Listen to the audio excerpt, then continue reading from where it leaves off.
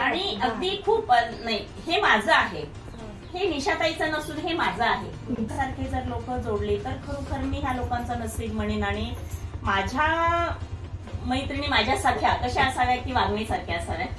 ह्या वागणीने परवा सांगितलं होतं की नाही ताई तुम्ही जा आणि बघून या, ते जागा खूप छान आहे, तिथे लोक अगदी आनंदाने राहू शकतात. परवा सांगितलं होतं की ताईच्याच आग्रहामुळे मला रात्री जावं लागलं तिथे. खूप भावलं, मला खूप छान वाटलं.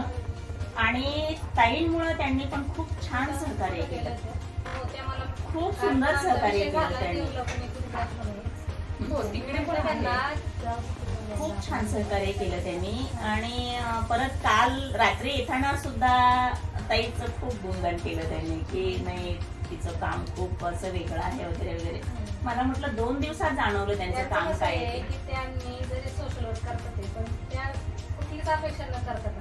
नाही, बऱ्याच जणांचे मी ग्रुप बघितले ना, तर त्यांच्या अपेक्षा असते तुम्हाला जर आम्हाला जॉईन व्हायचं तर तुम्ही 100चा 200चा 300चा फॉर्म भरा, मग आम्ही तुम्हाला जॉईन करतो, मग सहकार्य करतो. की 2 दिवसात आमची ताई आपली ओळख पण जास्त दिवस झालेली नाही, 3रा-4था दिवस आहे मला. आणि आज 2 दिवसात जर एवढं कार्य दिसत असेल ते महिला सर्वसाधारण नाही. कारण अनेक वर्षापासून माझं कार्य आहे, अनेक लोक पाहिलेत मी, अनेक लोक पाहिलेत मी. बरोबर. तुम्हाला कुठल्या गोष्टी मदत लागते, काहीही मदत राहील, तुम्हाला जर वाटलं तुम्ही एकट्याने गेले तुम्ही नक्की कॉल करू शकता. मी हे माझ्यासारखं माझ्यासोबत आणि माझ्या 4-5 सांगते, हे प्रत्येकाचं कार्य आहे. जसं आता ताईने सहभाग दिला, त्यांनी स्वतःचा वेळ दिला, तसं प्रत्येक भगिनीने जर थोडाफार जर अनाथांसाठी वेळ दिला तर मी खरोखर माझं भाग्य म्हणेल.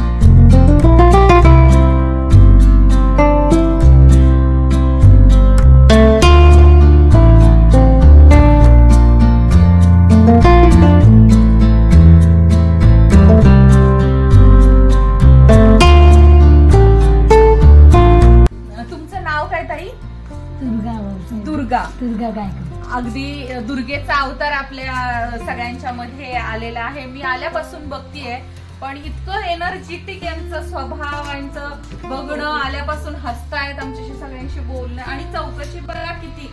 मला विचारलं तू कुठून आली आहेस, तू काय कशासाठी आली आहेस, आणि मग त्यांनी स्वतःची पण माहिती मला सांगितली. म्हणजे इतकं म्हणजे त्यांचं ताईंनी सांगितलं पहिल्या त्या कशा आल्या होत्या आणि आता त्यांच्याकडे बघितलं मला विश्वास बसत नाही की त्या तसं त्या कंडिशन मध्ये इथे आल्यानंतर कशा आल्या होत्या माहेर आश्रमातून, जखमा कशा होत्या, तुम्ही कशा आल्या होत्या.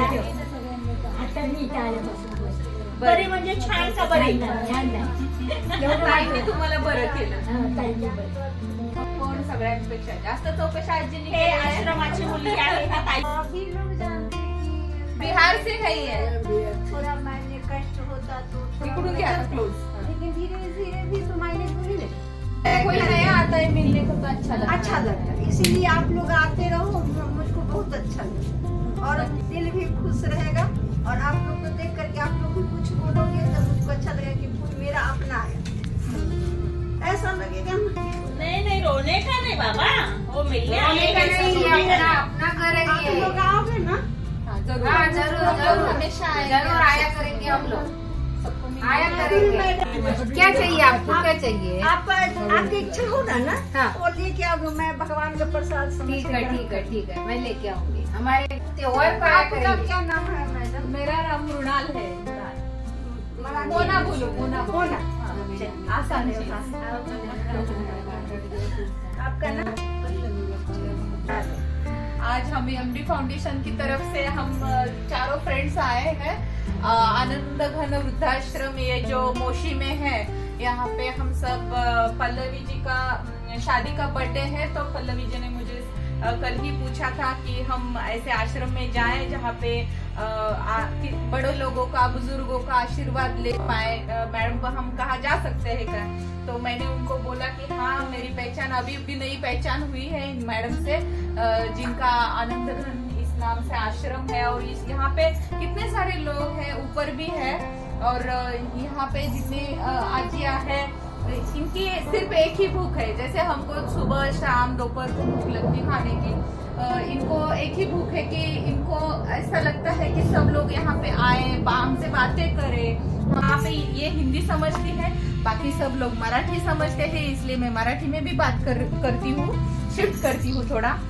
काही लोक बिहार मधून आलेले आहेत, काही महाराष्ट्राच्या कानाकोपऱ्यातून आलेले आहेत, काही पुण्यातून आलेले आहेत, बऱ्याच काही उस्मानाबाद वरून आलेले आहेत, बीड जिल्ह्यातून, लातूर जिल्ह्यातून आलेल्या आहेत। त्या सगळ्या महिला ज्या आहेत त्या इथे खूप एकत्र राहतात, चांगल्या भावाने राहतात, एकत्र स्वयंपाक करतात, आनंदाने सगळ्यांशी मिळून जुळून घेतात। यांनी आम्हाला लगेच सामावून घेतलं, लगेच त्यांच्या ग्रुपमध्ये सामावून घेतलं, की त्यांनी आम्हाला जाणून दिलं नाही की हे कुठून तरी दुसरेतून बाहेरून आलेले आहेत आम्हाला भेटायला।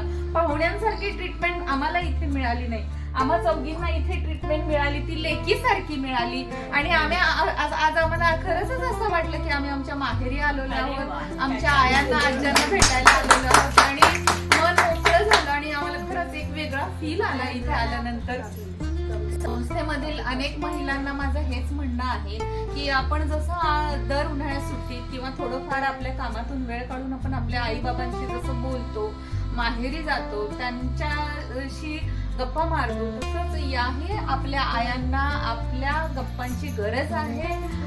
आपण जे शेअरिंग करतो त्यांनाही वाटतं की आपण काहीतरी त्यांचं ऐकावं, आपलं काहीतरी दोन गोष्टी त्यांना सांगाव्यात, आणि हे हितगुज करण्यासाठी आपण इथे वारंवार यावे। ज्या महिलांना इथे यायचं आहे, आनंद घन वृद्धाश्रमाला भेट घ्यायची आहे, त्यांनी नक्की माझ्याशी संपर्क साधा। आणि आनंद घन या वृद्धाश्रमाचा जो मोबाईल नंबर आहे, आपल्या निशाताई मधुकर रसाळ या ताई जर आपल्या इथे जे ऑर्गनायझेशन चालवतात त्यांचा नंबर पण मी व्हिडिओ मध्ये खाली दिलेला आहे, तुम्ही बिनधास्त त्यांना फोन करा। आश्रमामध्ये काय मदतीसाठी काय काय वस्तू लागतात, काही कधी कधी अन्नांचा तुटवडा असतो, कधी कधी मेडिकल ट्रीटमेंटसाठी पैसे लागतात, औषधांसाठी पैसे लागतात, निवाऱ्यासाठी पैसे लागतात, कपड्यांसाठी बऱ्याच गोष्टी आहेत की अन्नदान तर करावंच, कपडे वस्त्रदान करावं, आणि त्याचबरोबर पैशांचंही मदत, थोडी पैशांची मदत सुद्धा इथे व्हावी। कारण या सगळ्या महिला आयुष्याच्या मावळतीच्या स्टेजवर आहेत, आणि मावळतीच्या स्टेजवर असताना बऱ्याच गोष्टींचा त्रास होतो, आणि हा त्रास थोडासा कमी करण्यासाठी सगळ्या माझ्या मैत्रिणींना माझं आव्हान आहे की सगळ्यांनी एक छोटासा एक खारीचा वाटा घेतला तर यांच्या आयुष्यामध्ये जाता जाता एक स्मित हास्य आणि आनंदाचा एखादा गारवा म्हणतो आपण, तर तो आपण देऊ शकू, एवढंच मी सांगेन, यापेक्षा काही नाही। आणि नेहमी इथे येत जा, ज्यांना यायचंय त्यांनी नंबर तर मी दिलेलाच आहे, आणि माझ्या बरोबर यायचं असेल तर मला कॉन्टॅक्ट करा। मी तुम्हाला आपल्या सगळ्या मैत्रिणींशी, आता मी यांना आजी वगैरे काय म्हणणार नाही, आपल्या मैत्रिणीच म्हणणार, कारण त्या मला मैत्रिणीला सारखं स्ट्रीट करतायत, मगापासून टाळ्या देतायत, गालावरती पापा घेतायत आणि मिठ्या मारतायत, त्यांचं प्रेम व्यक्त करतायत, त्या ज्या पद्धतीनं व्यक्त करू शकतात त्या पद्धतीनं ते त्यांचं प्रेम व्यक्त करतायत, आणि हेच प्रेम घेण्यासाठी तुम्ही इथे या असं मला म्हणायचं आहे। त्यांच्या ह्या धावपळीतला खारीचा वाटा जर आपण सगळ्यांनी थोडा घेतला तर त्यांनाही एका आपल्या मोठ्या बहिणीला आपलं काहीतरी योगदान लागेल, आपलं काहीतरी श्रमदान लागेल, आणि या सगळ्यांच्या मेहनतीतून आपल्या या सगळ्या आज्यांना आयांना आनंद होईल, असं काहीतरी चांगली गोष्ट घडेल असं मला वाटतं. आणि आम्हाला थोडंसं हे शेअरिंग करण्यासाठी आनंदाचा क्षण अनुभवायला त्यांच्यामुळे मिळाला. आयुष्याची एक बाजू असते बघा, त्या बाजूबद्दल आपण अनभिज्ञ असतो, आपल्याला माहित नसतं, आपण जगत असतो, वर्तमान काळामध्ये जगत असतो आणि भूतकाळ आपल्याला माहितच असतो बऱ्यापैकी, ते अनुभव घेऊन आपण आलेलो असतो, परंतु बऱ्याच गोष्टी आपण भविष्यातले विचार केलेल्या नसतात. इथे आल्यानंतर आपण बघतो की जेव्हा मी आजीकडे पाहिलं की मला कुठेतरी मला माझं भविष्यातली मी खरंच दिसले. कारण ही स्टेज माझी पण येणार आहे, माझे सुद्धा एवढे केस पांढरे होणार आहेत, माझ्या सुद्धा अशा हाताला सुरकुत्या पडणार आहेत, तेव्हा मला सुद्धा मायेची गरज लागणार आहे. जर मी माझा हात या मायेच्या हाताला जर दिला नाही तर मला सुद्धा माझा हात कोणी घेणारं भेटणार नाही. ही जाणीव जर प्रत्येकीला आली तर खरोखरच मी हे गोष्ट मोलाची मी समजेन आणि ही जाणीव मला करून द्यायची आहे की जसं प्रत्येकाला पास्ट असतो, वर्तमान काळ असतो, तसं भविष्य काळही असतो आणि आपण प्रत्येक जण या काळातून जाणार आहोत. आणि या काळातून जाताना कुठेतरी आपल्या मनामध्ये स्मृती असावी की आपण कोणासाठी तरी काहीतरी केलं आणि ते रिटर्न मध्ये नक्कीच मिळणार, दुप्पट पटीनं आपल्याला ते रिटर्न मध्ये मिळणार आहे. आणि आज मी जे प्रेम शेअर केले आहे, नक्कीच माझ्या वयाच्या त्या स्टेजला हेच प्रेम मला दुपटीनं तिपटीनं 10 पटीनं वापस मिळणार. आणि हे 10 पटीनं प्रेम वापस घेण्यासाठी सर्व मैत्रिणींनी पुन्हा इथं आमच्या आनंदधन या वृद्धाश्रमाला भेट द्यायची आहे. धन्यवाद.